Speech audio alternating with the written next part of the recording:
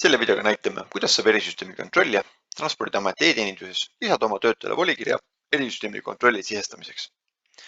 Volikirja andmiseks tuleb juhatuse liikmel siseneda Transpordiameti e-teenindusse ja valida sealt ettevõtte roll. Avalehelt valida volitused, uus volikiri ja sisestada oma töötaja isikukood. Vajutada lisan ja nüüd on ettevõttele lisatud uus töötaja. Kui soovitakse lisada ka teist, tuleb sisestada järgmine isikukood ja vajutada veel kord lisan. Volituse kehtivus on vaikimisi 2 aastat. Valida õige volituse tüüp, antud juhul sõiduki hoolduse volikiri.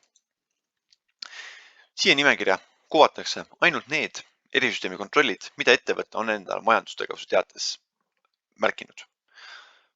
Antud töötajale lisame CNG erisüsteemi kontrolli volituse ja vajutame kinnitan. Nüüd allkirjastame digitaalselt. Ja nüüd on näha, et ettevõte on lisanud omale töötaja, kelle erisüsteemi kontrolli volitus on CNG erisüsteemi kontroll.